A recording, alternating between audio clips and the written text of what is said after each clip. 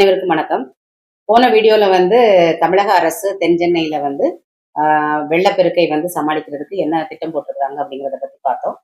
So ஒரு சின்ன கால்வாய் போட்டு ஸ்ட்ரெயிட் கட்டு ஃப்ளட் எஸ்கேப் கால்வாய் போட்டு ஒரு 550 கியூசெக்ஸ் தண்ணியை அது வழியா கடத்துவோம் அப்படின்னு சொல்றாங்க. ஆனா இங்க ஏற்கனவே அந்த பழைய போன வீடியோல நம்ம பார்த்தோம்.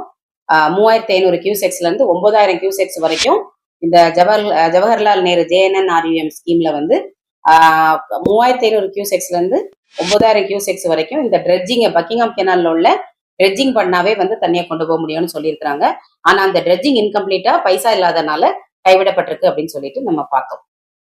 இப்ப என்ன ஒரு ப்ராஜெக்ட் அதே இடத்துல ப்ரப்போஸ் பண்ணியிருக்கிறாங்க. எந்த ஆண்டு அப்படின்னு பாத்தீங்கன்னா 2014ஆம் ஆண்டு இதே சவுத் பக்கிங்ஹாம் கால்வாய் பக்கத்துல 123 கோடி ரூபாய்க்கு கவர்மெண்ட் ஆஃப் இந்தியா ஒரு ப்ராஜெக்டை கொண்டு வர்றாங்க.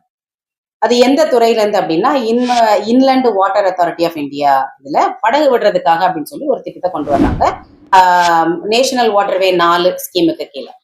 இதுல ஒரு 4 விதமான இது அம்சங்கள் வருது. அதுல என்னெல்லாம் வருது அப்படின்னா ட்ரெட்ஜிங் ஃபுல்லா அதை 100 மீட்டர்ஸ்க்கு நல்லா ட்ரெட்ஜ் பண்ணி அந்த பக்கிங்ஹாம் கால்வாயை நல்லா வைடன் பண்ணிடுறாங்க. அடுத்தது எம்பேங்க்மெண்ட் ஸ்ட்ரென்தனிங், கரையை நல்லா பலப்படுத்துறாங்க. மூன்றாவது டெர்மினல்ஸ், ஒரு 3 கன்ஸ்ட்ரக்ஷன் ஆஃப் டெர்மினல்ஸ், போட்டு நின்று மக்களை ஏற்றி இறக்கி கொண்டு போனோம் இல்லையா, அதுக்கான அந்த டெர்மினல்ஸ் கன்ஸ்ட்ரக்ட் பண்றாங்க.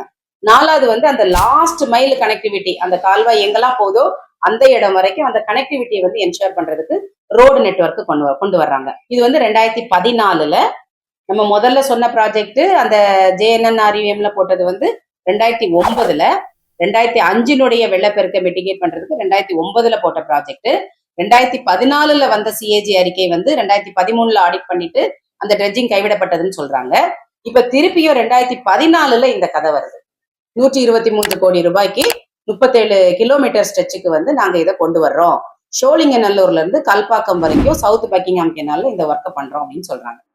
இது இதுல வேலை நடந்துச்சா அப்படின்னு பார்த்தா நம்ம ஃபீல்டுல போய் பாக்குறோம். இது என்ன வேலை நடந்துச்சு, டெர்மினல்ஸ் இருக்குதா, ட்ரெட்ஜிங் பண்ணியிருக்கிறாங்களா, இல்ல லாஸ்ட் மைல் கனெக்டிவிட்டி இருக்குதா, கரையெல்லாம் பலப்படுத்தி இருக்குதான்னு பார்த்தா அங்க ஒண்ணுமே இல்லை ஃபீல்டுல. அப்போ ஒரு RTI போட்டு கேட்கிறோம், இந்த மாதிரி ஒரு 123 கோடி ரூபாய்க்கு ப்ராஜெக்ட் போட்டதாட்டு டாக்குமெண்ட்ஸ் இருக்குது, பட் அங்க ஃபீல்டுல போனா இல்லை.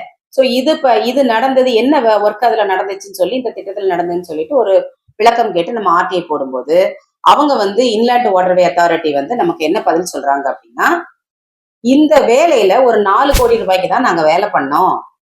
தமிழக அரசு எங்களுக்கு கோஆபரேட் பண்ணல இந்த ப்ராஜெக்டை இம்ப்ளிமெண்ட் பண்றதுக்கு, அதனால எங்களால இந்த ப்ராஜெக்டை இம்ப்ளிமெண்ட் பண்ண முடியல, அதனால நாங்க இதை கைவிட்டுட்டோம், நாங்க இதை முடிக்கல அப்படின்னு சொல்றாங்க.